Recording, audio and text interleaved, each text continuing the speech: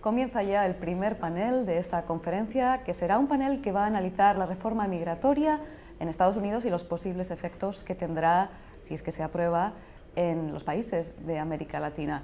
Es un panel francamente interesante, está moderado por la periodista del canal colombiano de noticias, NTN24, Andrea Bernal. Vemos que los panelistas ya han tomado posición y está a punto de comenzar este asunto que va a ser uno de los temas clave de la agenda programática de política interna aquí en Estados Unidos en este segundo mandato de Barack Obama. 5 minutes for each of you, 5 minutos para cada uno, para una pregunta introductoria y luego ojalá se prenda el debate y estemos no todos de acuerdo con lo que sucede aquí para que podamos contraponer nuestras ideas. ¿Siguen entrando? Gracias. Pues ha sido una larga espera y sigue siéndolo, pero sin duda estamos en un punto histórico para 11 millones de indocumentados que viven y trabajan en los Estados Unidos. Son exactamente 27 años desde esa última amnistía migratoria del expresidente Ronald Reagan, donde alrededor de 3 millones de indocumentados se vieron beneficiados, y ya desde ese momento se pedía ir un paso más allá, no hablar solo de amnistía, entrar a debatir una reforma integral migratoria. Hoy estamos ante eso, ante la oportunidad de que millones de hispanos indocumentados, voy a usar esa palabra, esa frase, salgan de las sombras. Sombras que a lo largo de más de 20 años cubren a hombres y a mujeres que forman parte de los Estados Unidos, pero que paradójicamente no lo son en el papel. Y con esa muy pequeña introducción quiero empezar a que analicemos y debatamos este tema. Señor Pastor, thanks for being here with us. Fuera de regularizar a los indocumentados, a part of doing a legalization to undocumented people, that is the obviously, que es lo obvio, and perhaps I believe the most important, y quizás lo más importante, ¿en qué le conviene o cómo impactaría a la región, a América Latina, esta reforma? Es la misma pregunta para todos, en 5 minutos podemos empezar a analizarla. Señor Pastor, empiezo por usted. Gracias. Let me talk about 2 gaps. The first gap. Gracias. Quisiera hablar de 2 brechas. La primera brecha que descubrí cuando llegué a Washington y me relacioné con personas del diálogo interamericano hace muchos años fue la brecha lingüística y cultural entre América Latina y Estados Unidos anglosajona. Y desde esa perspectiva no había forma de salvar la brecha. Estados Unidos dominaba desde la doctrina Monroe y nada iba a cambiar. La mentalidad de Estados y los latinoamericanos eran personas orientadas al mañana. Claro, eso cambió, escuchamos ya los cambios producidos. Quizás el cambio más profundo fue el social y el demográfico. En este momento, Estados Unidos y Estados Unidos anglosajón es lo mismo. Y desde 1965, la ley de inmigración, hay 55 millones de latinoamericanos en Estados Unidos y existen ahora más personas de origen mexicano viviendo en Estados Unidos que canadienses viviendo en Canadá. Así que hemos visto una transformación sumamente profunda y que se está acrecentando por la reforma inmigratoria, la decisión de Puerto Rico de convertirse en Estado, y hemos planteado este tema de forma que a veces es difícil de entender. Es la misma transformación que hemos tenido hace muchos años con el Canal de Panamá.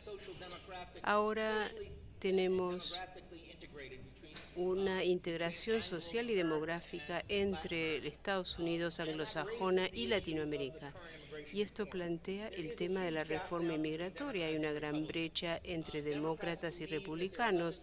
Los demócratas creen que hay 11 millones de personas que no deberían estar acá, que vinieron acá ilegalmente y que si los naturalizáramos les daríamos un incentivo a que se creara otra ola de inmigración. En 1996, cuando nos concentramos en la ley de reforma y control inmigratorio, existía el temor de que con la legalización eso aumentaría la ola inmigratoria, y eso sucedió, aunque había sanciones, pero eso puede repetirse, y los republicanos piensan eso.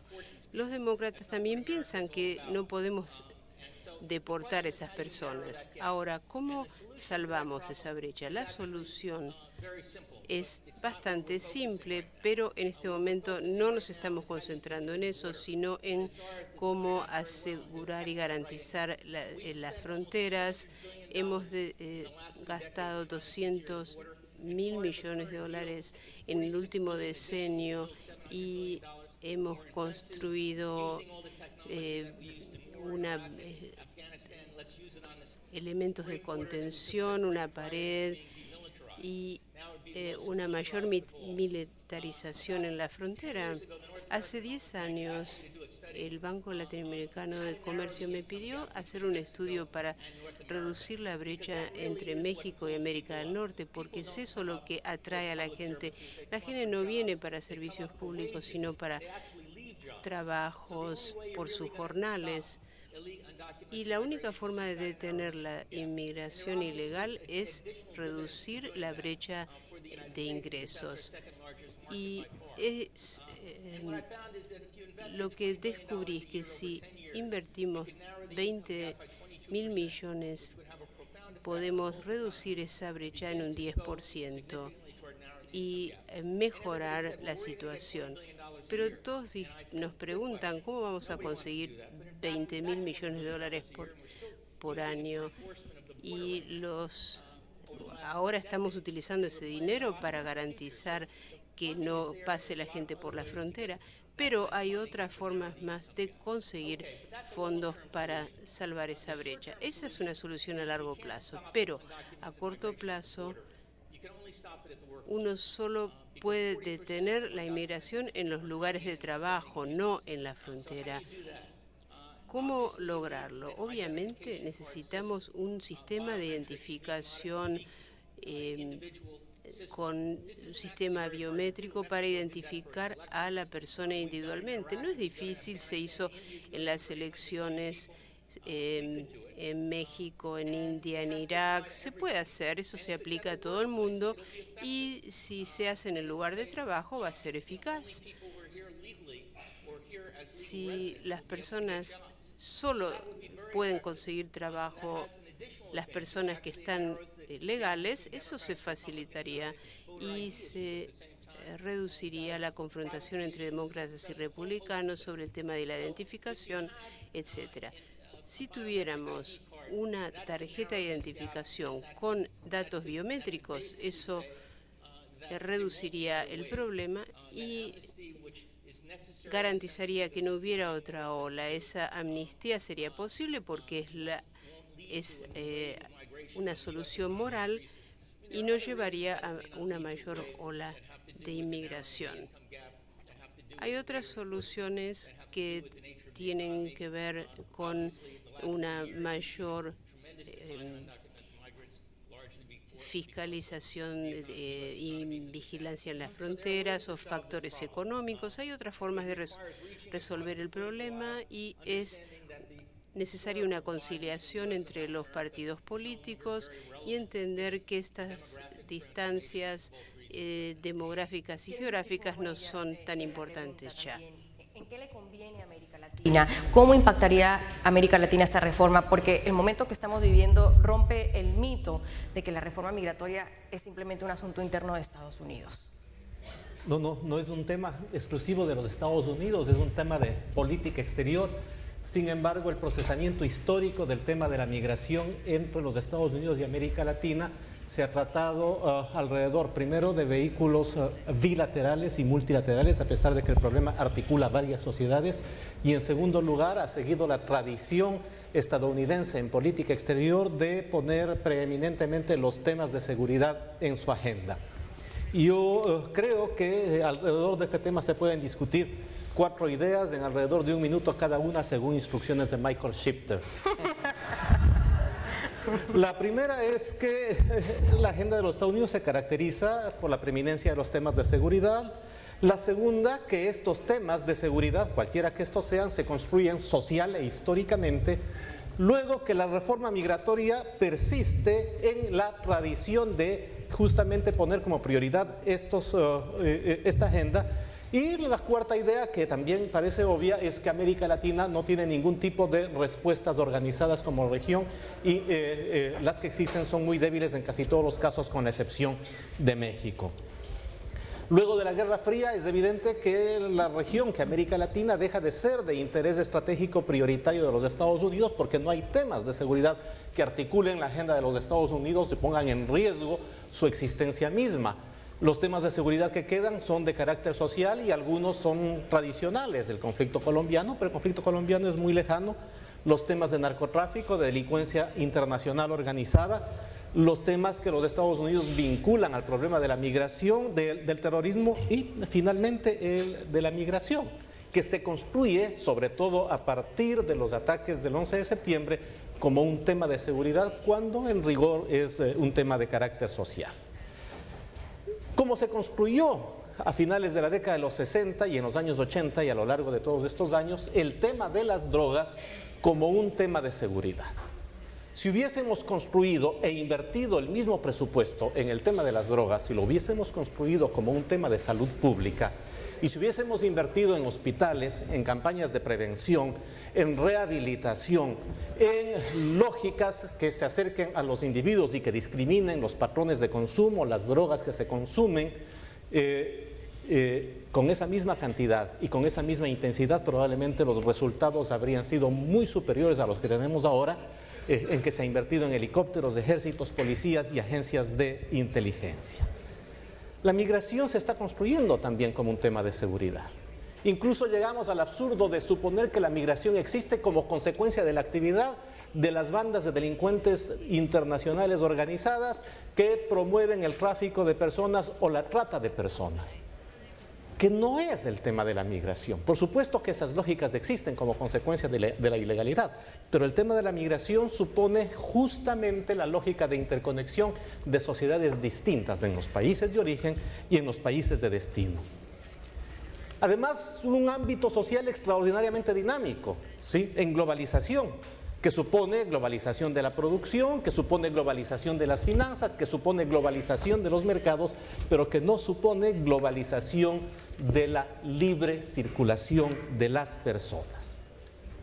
La migración contrae el tiempo, contrae el espacio, al igual que la globalización, y lo que tenemos son condiciones de mayor ilegalidad como consecuencia de la incapacidad que la institucionalidad actual entre América Latina y los Estados Unidos tiene de procesar este tema. La migración entre los Estados Unidos y América Latina es histórica, ¿sí? Existe lo que han existido estas sociedades como sociedades nacionales, ¿sí?, desde hace más de 200 años, sin contar con el hecho de que en más de la mitad de la superficie de los Estados Unidos, cuando esta nación se funda y en el siglo XIX, ya vivían personas de origen latino, ¿sí? Sin embargo, si vemos los datos de los últimos 40 años, el 5% de la población de los Estados Unidos era migrante en 1970 y ahora lo es el 14%. En 1970, el 11% de los migrantes eran de origen latinoamericano y el 8% de México, lo desagregamos. En el 2010, el 24% de los migrantes en los Estados Unidos son de origen latinoamericano y el 29% de México. Asia pasa de un 9% a un 28% en esa repartición. ¿Qué supone esto?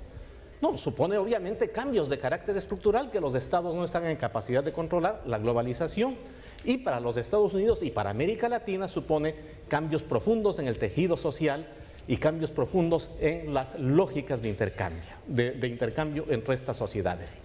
Los Estados Unidos no pueden mantenerse iguales, como las sociedades latinoamericanas no pueden mantenerse iguales. Los fenómenos sociales son distintos, son dinámicos, transforman las sociedades, y las nostalgias del pasado simplemente no tienen sentido de existencia frente a la intensidad de los hechos de la realidad. Los 4 minutos de Michael están corriendo. Están corriendo. La pregunta es, ¿por qué es un tema de seguridad? ¿Se pone en juego la existencia del Estado? ¿Se pone en juego la existencia de los Estados Unidos? ¿Se pone en juego la existencia de la sociedad nacional? El tema es básicamente el temor a las modificaciones. ¿Por qué se migra? No se migra para atentar contra la sociedad.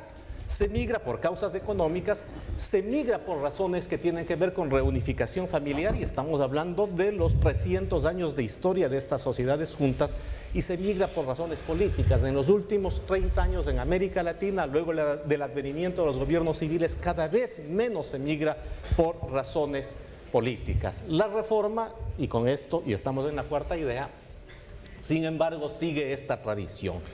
Focaliza nuevamente el tema de la seguridad para poder legitimar la posibilidad de integrar a los migrantes. Duplica el número de agentes estatales que vigilarán las fronteras.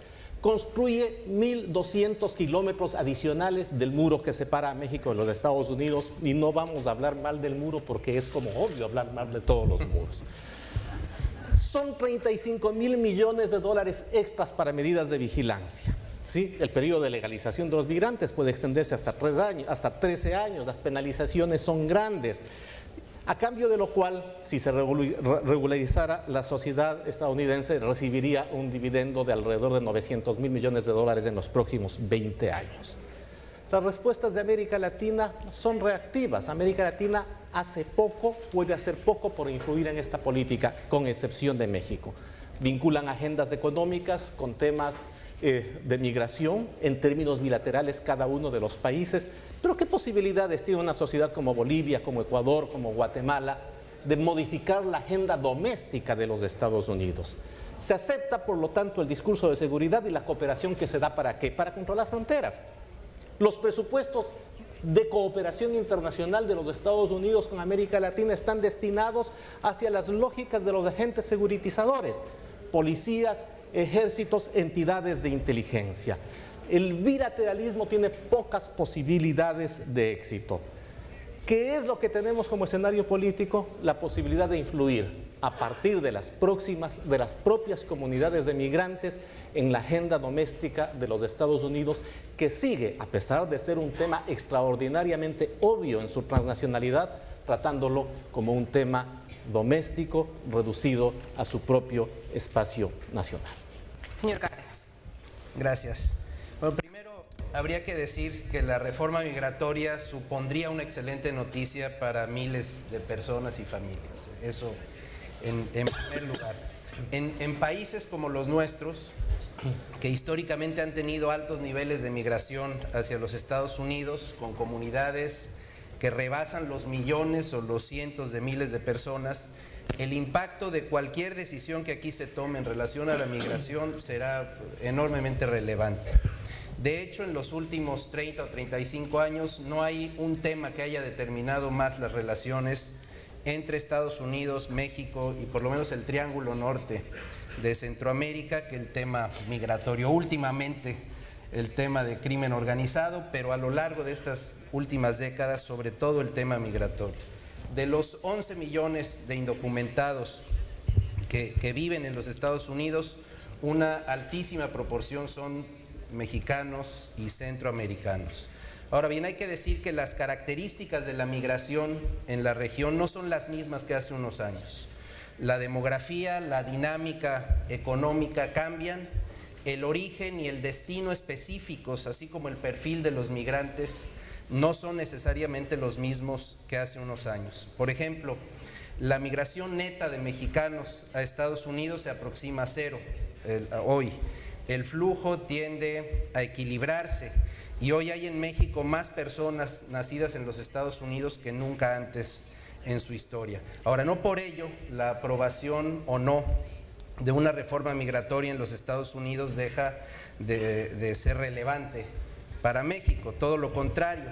De hecho, la reforma, que implica una nueva definición sobre la situación migratoria de millones de personas, podría sin duda contribuir a generar mayor claridad y mejores condiciones para que los dos países y sus vecinos de Centroamérica y el Caribe, eventualmente Canadá, se sienten a dialogar sobre el tema migratorio de cara a esa nueva realidad demográfica, económica y social de la región en su conjunto.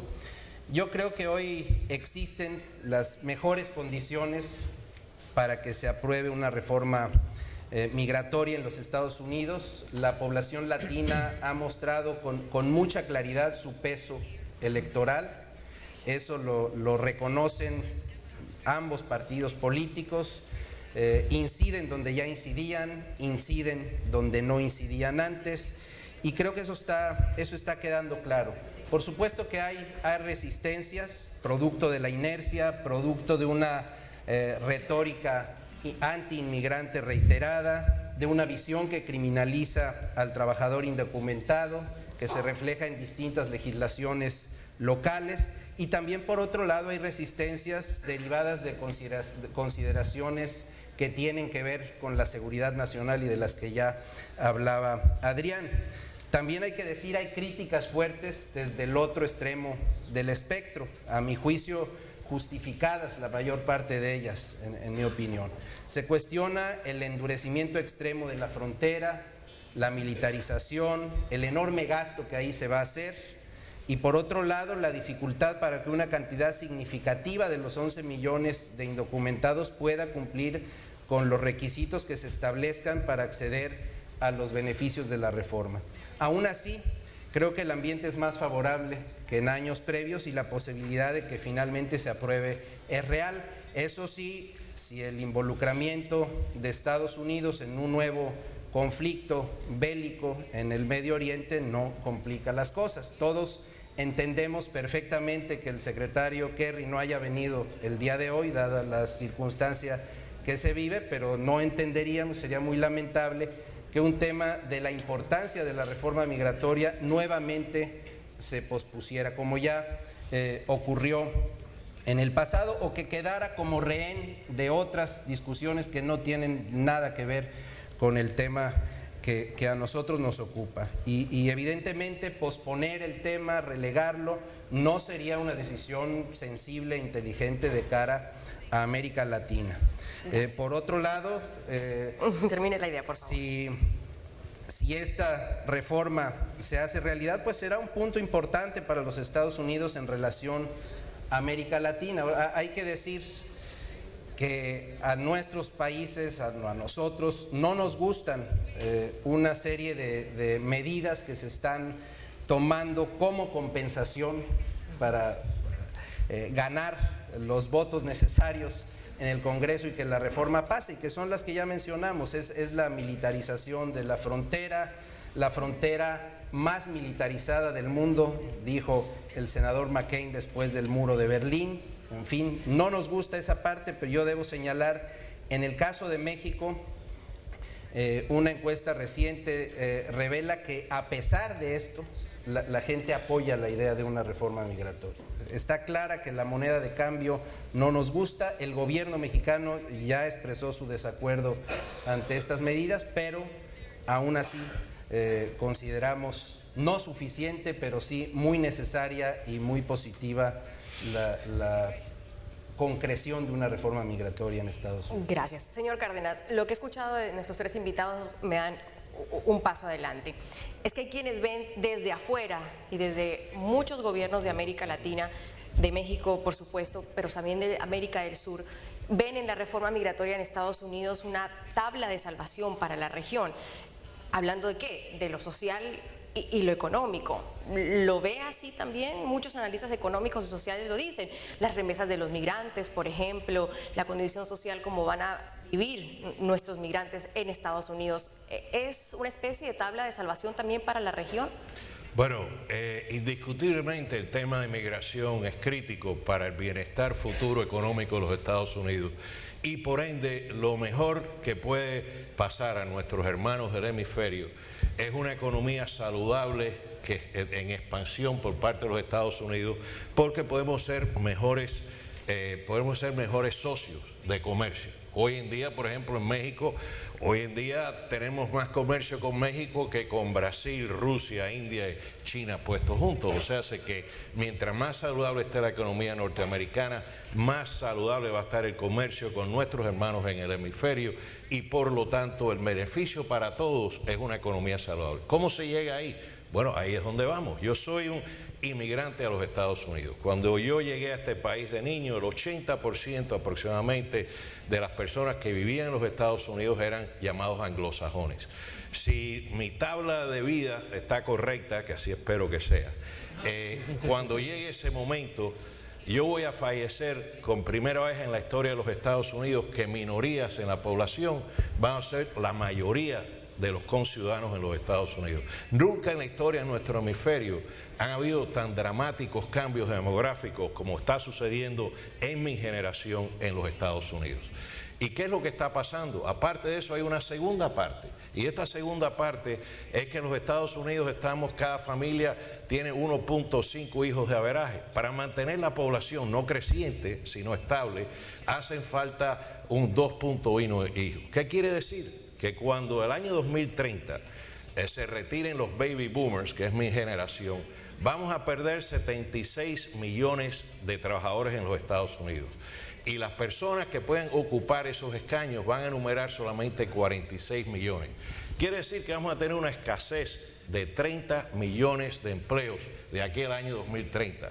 Si nosotros no suplimos esa necesidad con una fuerza laboral, los Estados Unidos se van a encontrar como se encuentra Europa y Japón hoy en día, con una economía que está no en crecimiento, sino en declive. Para poder tener una economía saludable hay que tener una fuerza laboral creciente y una economía que prospere y que produce. Los Estados Unidos, nuestra fuerza laboral está cada día envejeciendo más y nos hace falta que sea más joven. Para poder lograr eso, hace falta, y ambos partidos están de acuerdo en las metas, lo que no estamos de acuerdo en cómo llegar ahí. Nos hace falta un cambio radical en nuestras leyes migratorias, donde nosotros creemos que debemos de tener unas leyes migratorias que permitan la bienvenida a los Estados Unidos de trabajadores de toda escala de capacitación y los colegas del otro lado piensan más que debe ser una cuota más matemática, y esa es una discusión y un cambio de impresión entre el Senado y la Cámara, pero creo que lo podemos resolver. El otro tema de discusión obviamente es que en nuestro país, igual que los otros 33 países hermanos del hemisferio, deseamos saber quién está en este país y deseamos saber quiénes son y el por qué están aquí. Todo país en nuestro hemisferio tiene leyes migratorias que exigen lo mismo.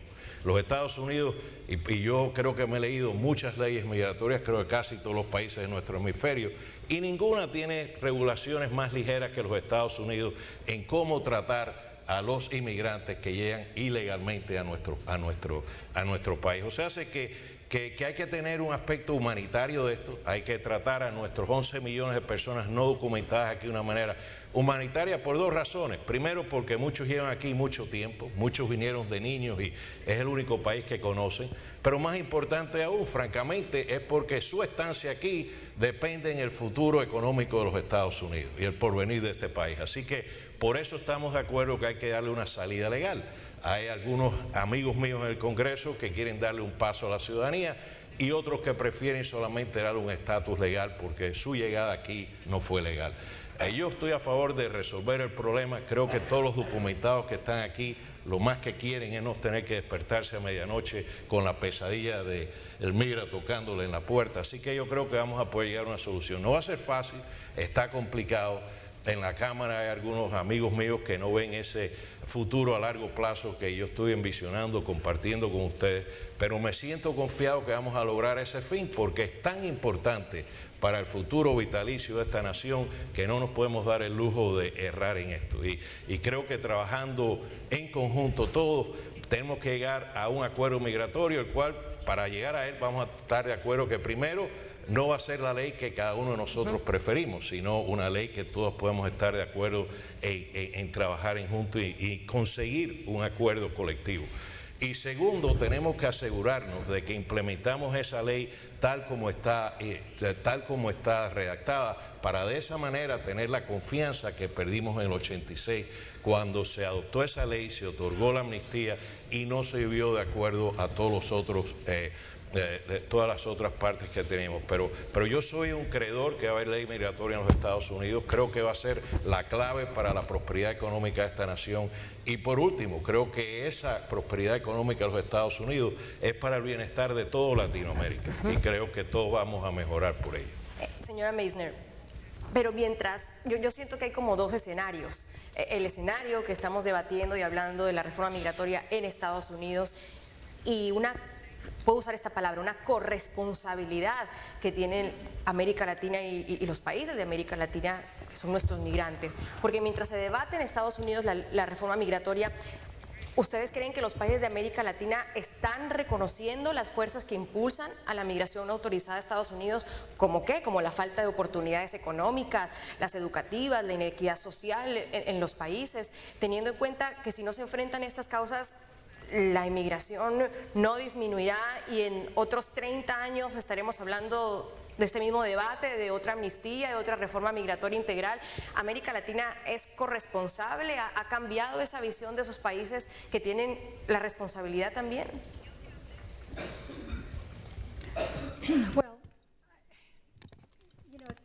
Bueno, ante audiencias de este tipo, donde existe una clara comprensión de cuál es el vínculo común en temas como la inmigración y de la incapacidad de Estados Unidos de abordar este tema, queda claro que cuando uno no lo ve desde la perspectiva de Estados Unidos, este es un tema importante para la región.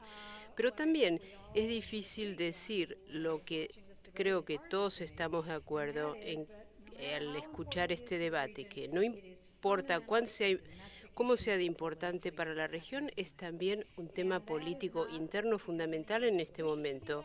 Y no es porque querramos que sea así, sino porque lo es. Y es no solamente un tema interno, sino que también que es un tema dentro del Partido Republicano. Las diferencias a resolver en este tema político son una contienda dentro del Partido Republicano, lo podemos comentar si no resulta obvio, y hasta que eso se resuelva, estos imperativos de larga data se van a mantener en la sociedad para resolver el tema. En este momento son una gran contienda y esta reforma inmigratoria debe ser robusta e integral, y lo que se sancionó es bastante robusto como reforma. Tenemos que seguirlo conversando y es una medida amplia para tratar de resolver el problema. Si Estados Unidos hace algo así, entonces con rapidez podríamos ingresar a una conversación y a una relación con América Latina, especialmente México y Centroamérica. Y eso marcaría una diferencia y mostraría que Estados Unidos puede resolver sus problemas disfuncionales en la inmigración con un mejor espíritu de una integración superior dentro de la región, al igual que eliminaría obstáculos, un obstáculo político que ha existido en la relación desde hace mucho tiempo.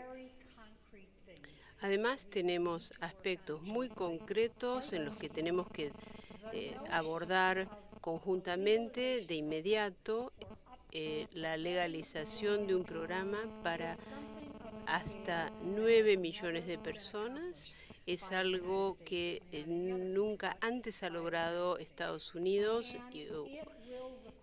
y ello exigiría una cooperación concreta con los países de la región para lograr lo que ustedes señalaron, que no se puede lograr una legalización sin establecer y validar su identidad.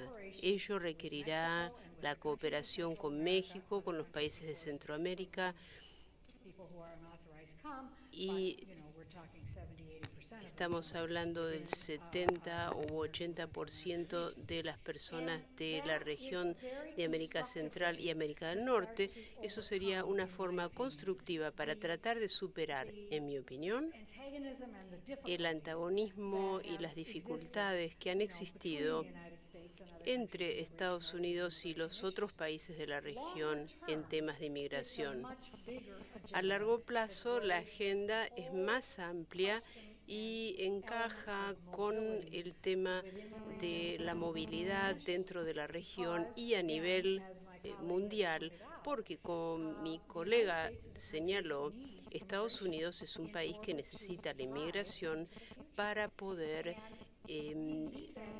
tener un futuro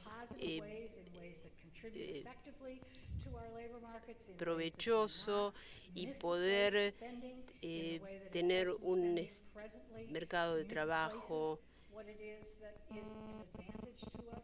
y aprovechar mejor las ventajas que le reportaría este intercambio. Además, una reforma positiva de inmigración también es de gran interés para la región en respuesta a la pregunta que usted me hizo al principio.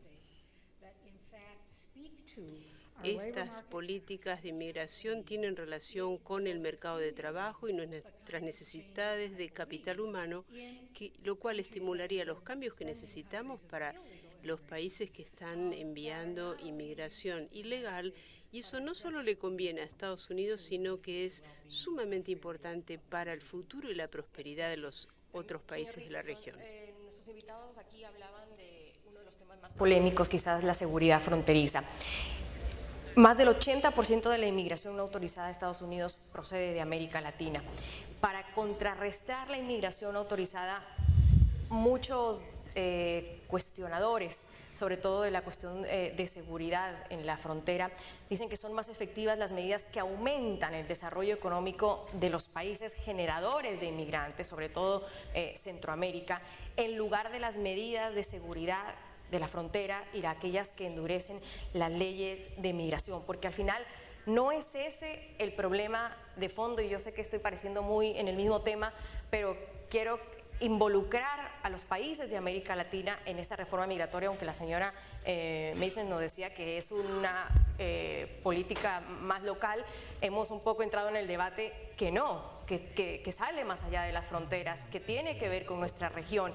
Pero si nuestra región está en silencio en casos como este, el desarrollo económico, la falta de oportunidades, es un círculo vicioso que tal vez esta reforma, como la señalaba el señor Cárdenas y el señor Bonilla, la ponen simplemente con una cuestión de una seguridad fronteriza, una mayor inversión en la policía, y ahí queda el tema.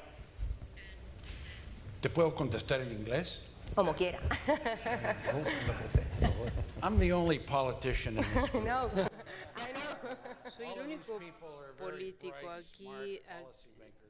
El resto de las panelistas son formuladores de políticas brillantes. Y número uno, en cuanto al aspecto de la política, sin duda la reforma de inmigración que se ha aprobado en el Congreso es una buena versión que se puede deteriorar, pero queda claro que es lo mejor que le podría pasar a las relaciones entre Estados Unidos y América Latina, no solo México, sino Sudamérica, que incluye además a indoamericanos y chinoamericanos. Un factor de irritación que se eliminaría. Pero también la reforma de inmigración es positiva para Estados Unidos, reduce el déficit, crea puestos de trabajo, hay mayor aporte al seguro social. Esto es la conclusión de la Oficina de Presupuesto, no solo mi opinión, también es positivo para la tecnología, para el sector de educación y además para Estados Unidos. Sospecho que algunos aquí podrán pensar que como soy demócrata voy a desprestigiar a los republicanos, pero no haré eso. Muchos saben y habrán escuchado a Cárdenas, un republicano prominente, y veo a mi amiga Ana Navarro, con la cual debatimos muchas veces juntos, no sobre inmigración. Recuerdo en el 86, cuando yo era miembro del Congreso, Ronald Reagan propuso una amnistía de 3 millones sin condiciones. Quizás se demoraron 2 semanas, pero George Bush, el presidente Bush, George W., propuso una ley de inmigración que es en general lo que ha sucedido con la propuesta del presidente Obama, y sé que está el partido, el Tea Party, y tendremos que llegar a un acuerdo. Yo soy de Nueva México. Voy a tratar de no ser pesimista. Cada vez que vengo a Washington me siento deprimido porque todos son muy pesimistas, creen que se viene el fin del mundo. Yo creo que, en definitiva, al igual que el Congreso, pienso que hay que hacer lo que corresponde y apoyar al presidente. Ya se ven signos del senador McCain y otros que el tema de inmigración, después de varias batallas, algo va a surgir. Todos suponemos que se va a concretar, creo que va a ser así, quizás se demore, pero tenemos que ser cautelosos, y no solo en el tema de la seguridad en la frontera. Adrián mencionó el muro, todo eso es política. El muro no va a lograr nada, es un símbolo terrible. Más agentes en la frontera, ya hay miles y miles. Si seguimos colocando muchos más, se van a tropezar unos con otros. Lo necesario, piensan que es necesario para tener más votos en el Senado y en la Cámara de Diputados. La clave aquí es la legalización. Según el anteproyecto del Senado, se puede hacer, pero se demora 13 años para poder convertirse en ciudadanos, y los que no quieren concederles la ciudadanía y van a tener condiciones que creo que tienen sentido: aprender inglés, hacer un control de verificar su pasado, su prontuario, aprender la historia de Estados Unidos, adaptarse a la cultura. Y creo que, en definitiva, lo que va a pasar, se va a aprobar una versión que incluya la seguridad en la frontera, un proceso de legalización, y creo que todos tenemos que apoyar la opción de que se conviertan en ciudadanos, incluyendo las sanciones a los empleadores que contraten a personas ilegales. Ahora, ¿qué quiere decir esto hacia el futuro? Número uno, sí, el voto hispano en Estados Unidos ya es fuerte.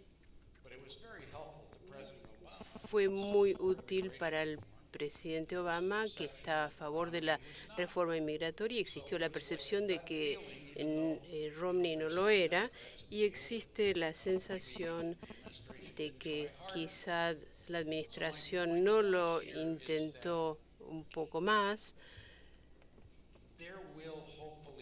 Yo creo que algo se va a concretar, que sea positivo para Estados Unidos, pero es importante que si se legalizan a los 12 millones, y en realidad yo creo que hay más,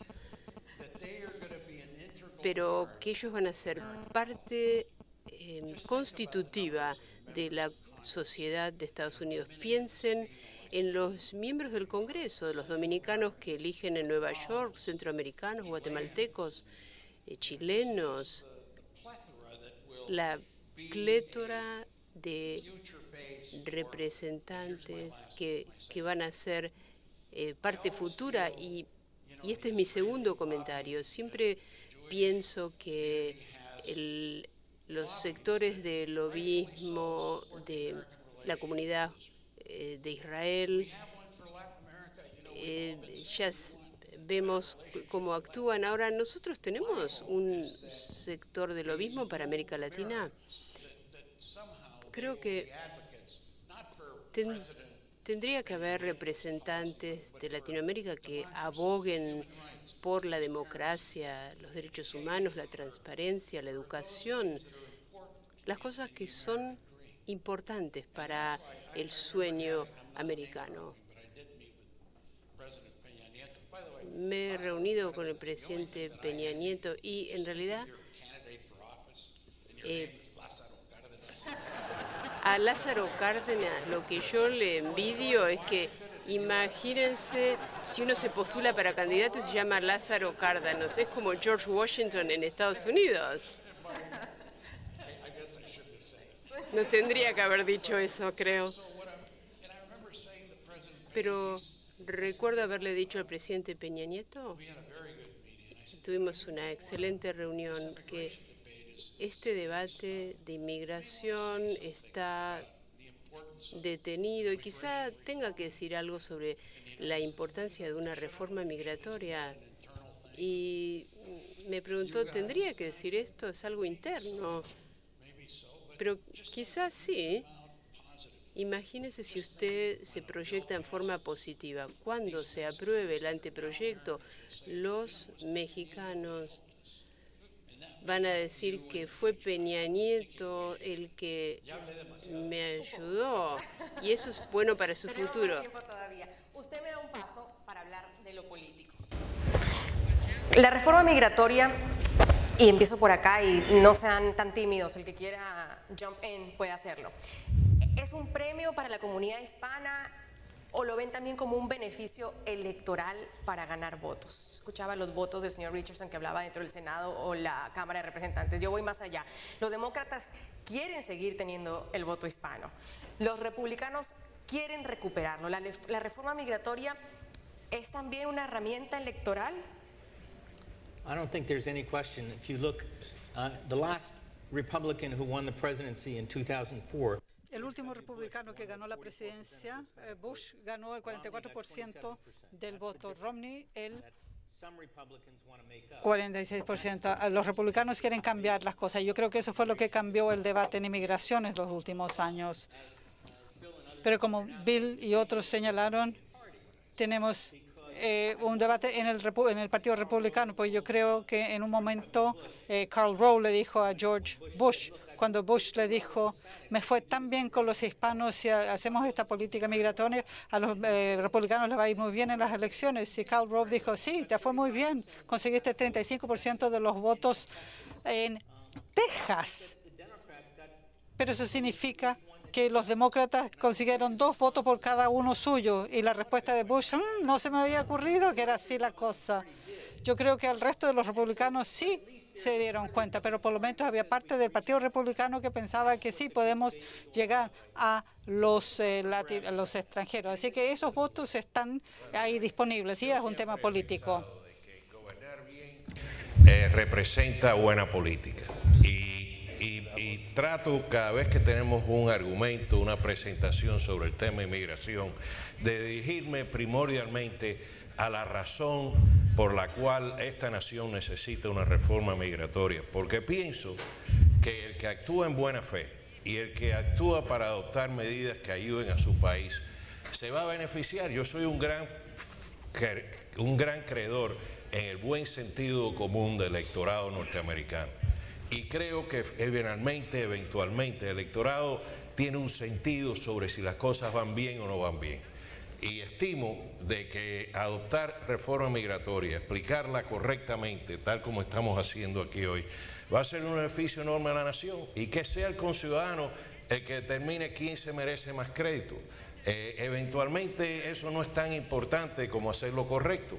Y si vas a estar en el servicio público y si te vas a dedicar a mejorar el bienestar de tu nación, te debes preocupar primero por tomar las medidas que sean necesarias para ayudar a tu país y esperar que si hiciste los correctos, el electorado te beneficie. No siempre pasa así, pero pasa con suficiente frecuencia para yo mantener ese sentir de confianza en el pueblo americano.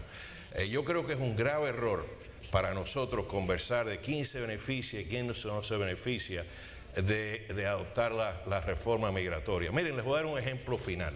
Cuando los Estados Unidos estaba debatiendo que quién iba a entrar como estado, el estado 49 y 50, la razón que entraron dos estados a la misma vez, Alaska y Hawái, es porque todo el mundo del Congreso se pensaba que Alaska iba a ser un estado demócrata, porque era una partida de aventureros irresponsables y dependían primordialmente de los beneficios federales. Y los republicanos se pensaban que Hawái iba a ser un estado republicano porque los militares, las bases militares, los retirados militares eran gente nuestra. Bueno, ha pasado totalmente lo opuesto. Hawái vota demócrata consistentemente y Alaska vota republicano. El punto que quiere decir es que nadie sabe lo que va a pasar. Así que en vez de especular quién se va a beneficiar de la reforma migratoria, vamos a concentrarnos en aprobar la reforma migratoria. Muy bien, muy bien.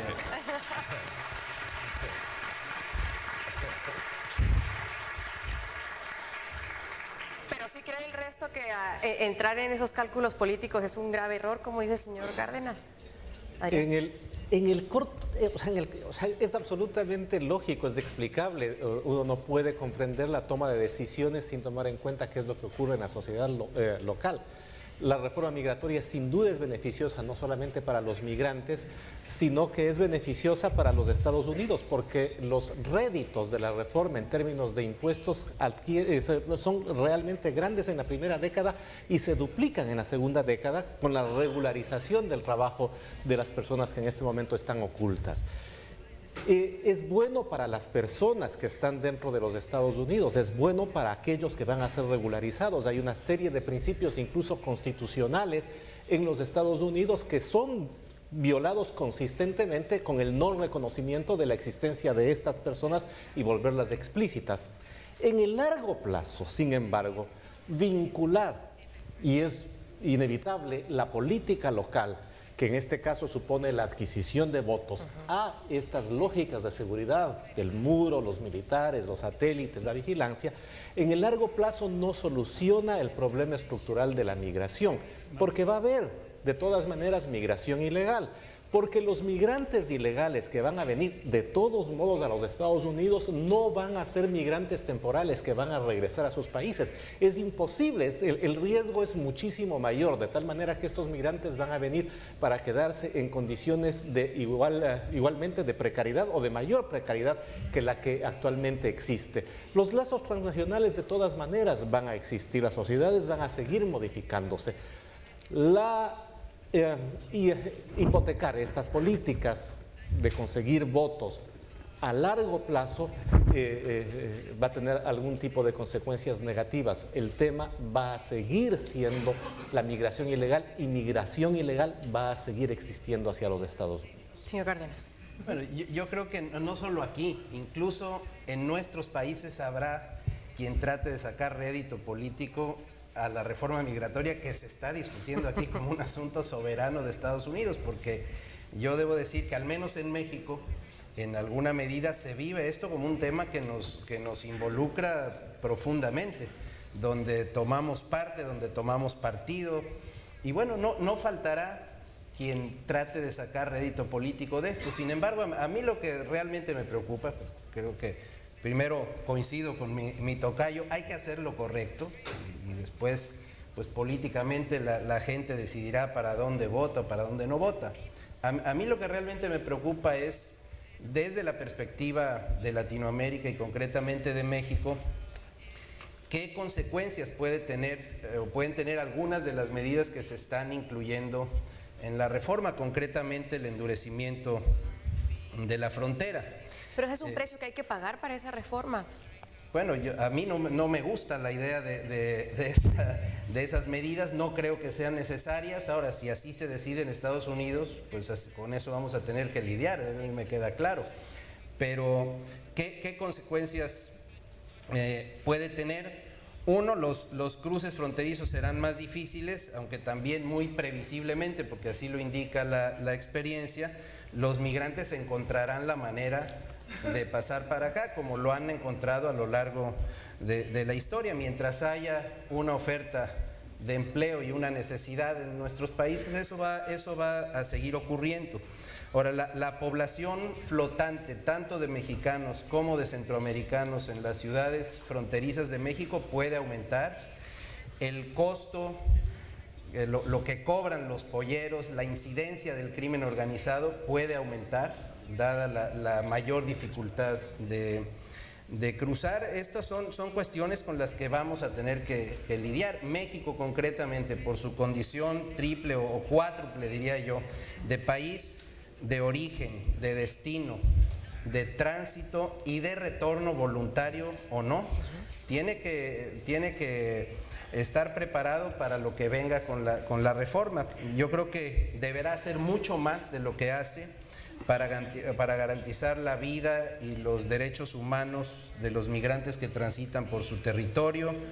Deberá seguir trabajando para tener mejores leyes, pero sobre todo para que sus autoridades de todos los niveles trabajen con la voluntad y la capacidad necesarias para hacer respetar la vida y los derechos de los migrantes, hoy en extremo vulnerables en un entorno hostil frente al crimen organizado, a policías, a oficiales corruptos, por un asunto elemental de justicia, de humanidad y de congruencia, por un lado. Ahora, la otra preocupación que yo tendría es que, tratándose, como en buena medida se trata, de un asunto doméstico de los Estados Unidos, la aprobación de la reforma, después pues nada más se quede en esto la cosa y nos olvidemos, o se olviden los Estados Unidos, de que hay un entorno, de que hay un vecindario, de que hay una realidad con la que hay que lidiar, que hay condiciones de fondo que son las que provocan la migración, y por eso creo que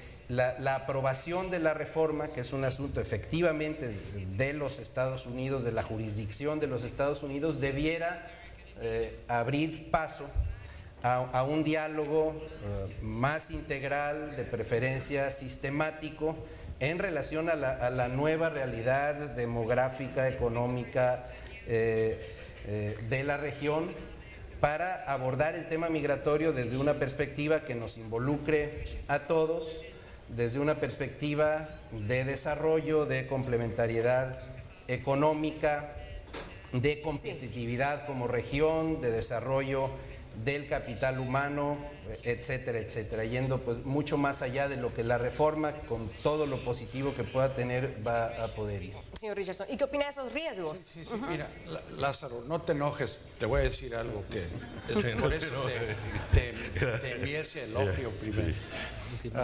Número uno, yo fui gobernador de Nuevo México 8 años, me salí hace 2. Desde entonces hasta ahorita se ha reducido el flujo de inmigración ilegal en la frontera. Ha habido una reducción, menos. Punto número uno. Punto número dos.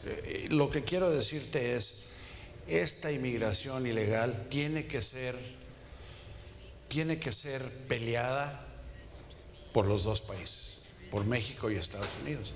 Y yo espero, y lo he dicho y se enojan cuando digo en México, que un presidente mexicano, un gobernador estatal, también tiene que hacer algo para mejorar los trabajos y las condiciones para que no tenga que salir de México. Es número 2. Y número 3, en los 8 años que fui gobernador, nosotros en Nuevo México experimentamos, bueno, no es experimento porque lo hicimos y en la opinión mía resultó. Este DREAM Act, donde le das educación a todos los hijos de inmigrantes, si son soldados o si llevan buenas calificaciones, lo hicimos hace 7 años y resultó, pero Nuevo México es un estado pequeño, no saca mucho publicidad y salió muy bien. Número 2, hace 7 años yo inicié un proyecto de darles licencias para manejar a los inmigrantes, la mayoría ilegales. ¿Por qué? ¿Y qué hizo esta iniciativa? Número 1, redujo accidentes. Número 2, más inmigrantes compraron aseguranzas. Número 3, menos accidentes. Y número 4, si quiere uno ser perverso, sabíamos dónde estaban porque tenían que firmar. Así es que hay que ser práctico en tratar de solucionar este problema. Pero lo único que digo es que México, Centroamérica, Guatemala, también hay que trabajar conjuntamente con nosotros para crear trabajos, condiciones económicas, para que no haya ese flujo, para que todos se queden en su país si quieren salir bien para el sueño americano. Por eso estamos abiertos, pero también el flujo principalmente ha sido económico. Señora Meissner, dice hay que trabajar, el gobernador Bill Richardson dice hay que trabajar en eso. Se está trabajando, hay esa corresponsabilidad, porque ya entramos en eso, ya estamos hablando de la reforma como tal, pero de mirar hacia el otro. El señor Richardson le decía al señor Cárdenas que no se vaya a poner enojado con él, pero de un trabajo en conjunto. Este es un buen punto de partida para la región, para empezar a trabajar, como lo dice el gobernador, en conjunto. Okay. Well, I mean, I completely agree. I really don't think. Yo estoy totalmente de acuerdo. No creo que uno pueda decir legítimamente, tanto en cuanto a lo racional o la política. Por un lado, Estados Unidos debe reparar el sistema de inmigración y tener un sistema sólido, pero siempre va a haber inmigración ilegal porque ese es el mercado y hay puestos de trabajo y esas son las condiciones. Pero eso no es una postura responsable que defender, ni tampoco la realidad que vemos. Una de las cosas de la región en este momento que está incidiendo en el debate de inmigración de Estados Unidos es lo que yo llamo la historia de México. Es una historia que no la puede contar México, sino que la tienen que contar a testigos en Estados Unidos. No me gustaría que el presidente de México dijera nada sobre la reforma de inmigración, pues no ayudaría. Pero esta es una historia de cambio estructural, no una historia para América Central. Pero México ha sido, desde hace 40, 50 años, el factor más numeroso que ha ingresado a Estados Unidos.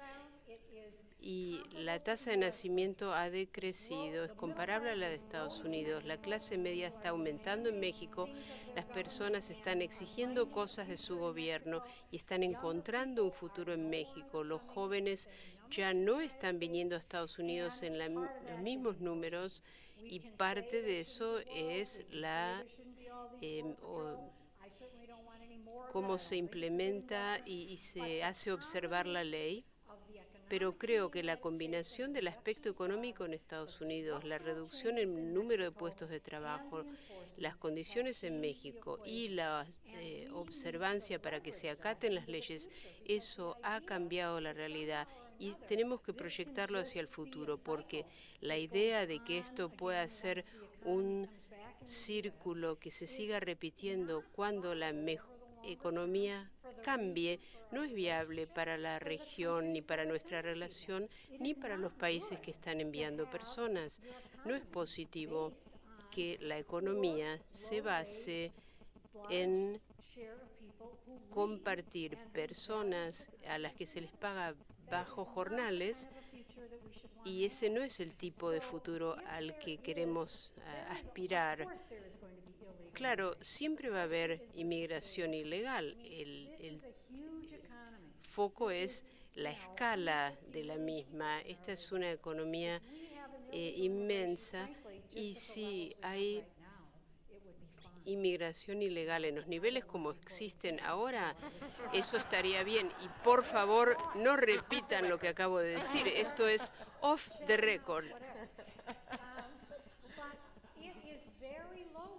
Pero es muy baja en este momento y básicamente es inmigración ilegal de América Central. América Central exige respuesta a este reto. Los países centroamericanos no son del mismo tamaño que México. Y lo que pasa es que México está en la posición más difícil, puesto que se convierte en un país que envía, que recibe y un país de tránsito. Y eso afecta a las identidades. El tema a largo plazo va cambiando en relación con el resto de América Latina y que es una zona de tránsito y de cambios, le afecta. Pero eso en realidad no es tan importante como los niveles que hemos experimentado los últimos 40 años, que es insostenible para la región y para Estados Unidos. Para finalizar mis comentarios, no tengo la más ligera duda que vamos a adoptar reforma migratoria. Hay un grupo interesante que se llama el Bipartisan Task Force y le pidieron a Condoleezza Rice, a Henry Cisneros, a Hilda Solís, Eliseo Medina, Michael Chertoff, Haley Barbour y un servidor, que si estábamos de acuerdo en reunirnos, a ver si entre nosotros pudiéramos estar de acuerdo a sabiendas de las diferencias que teníamos, líderes laborales, líderes progresivos, líderes conservadores y tal. Bueno, nos reunimos en 3 sesiones de 30, 40 horas y todo con el compromiso de que debemos estar dispuestos a divulgar públicamente aquel acuerdo que negociamos entre los 8. Y después de tal debate llegamos a un acuerdo y fue mucho más simple de lo que pensaba. Ahora, ninguno de los 8 de nosotros hubiera redactado ese acuerdo como la ley migratoria que nosotros estábamos de acuerdo a presentar. Pero lo importante fue que no fue tan complicado, tan difícil llegar a un acuerdo. Y eso es lo que tenemos que sostener, ese optimismo en el Congreso. Y tal como dije yo, podemos divorciar la conversación política del proceso legislativo de migración. Ahí es donde está el chance de que se adopte una reforma migratoria. Mientras más caemos voluntariamente en politizar el tema y quién se beneficia o quién no se beneficia, más disminuyemos las oportunidades de que se va a adoptar una reforma migratoria. Y creo que mientras más esfuerzos bipartidistas como estos lleguemos a cabo, donde estamos dispuestos a humillarnos un poco y recibir a lo mejor alguna crítica de los sectores que representamos, con ese sacrificio es la única manera que se adopta, pero creo que estamos no en la recta final. Yo pensé que íbamos a estar en la recta final, pero casi.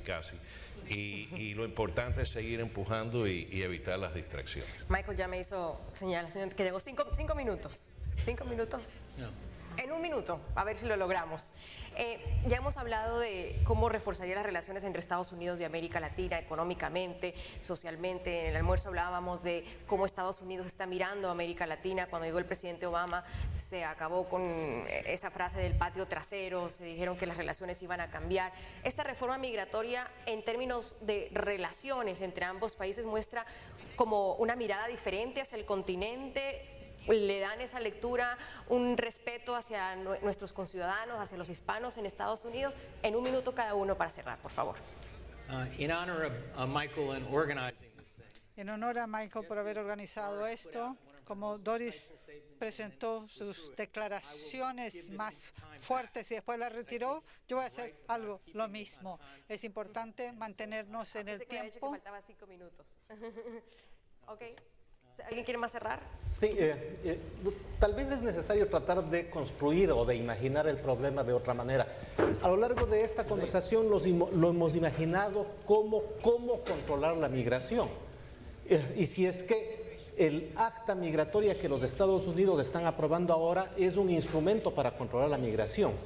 Y se puede demostrar histórica y económicamente que la migración, todas las migraciones y las migraciones mexicanas y latinas a los Estados Unidos han contribuido enormemente a la consolidación y prosperidad de esta sociedad como de cualquier otra sociedad en el globo. Entonces el tema no es construir el fenómeno de la migración como algo negativo a ser controlado, disciplinado. El fenómeno es cómo asociar la migración al enriquecimiento de las sociedades, tanto de origen cuanto de destino, sabiendo que van a existir migraciones y que las migraciones siempre son además de ida y vuelta. Mil gracias. Voy a agradecer al señor Richardson por habernos acompañado, Lázaro Cárdenas también haber estado con nosotros, Alberto Cárdenas, Adrián Bonilla, la señora Doris Meissner y a Robert Pastor por haber hecho parte de esta conversación. Muchísimas gracias. Gracias a ustedes.